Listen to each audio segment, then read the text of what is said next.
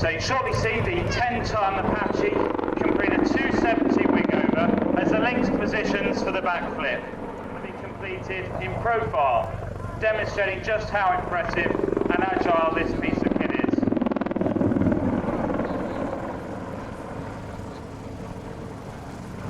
Clive always gets quite nervous with that manoeuvre as the blades get quite close to the front cockpit canopy.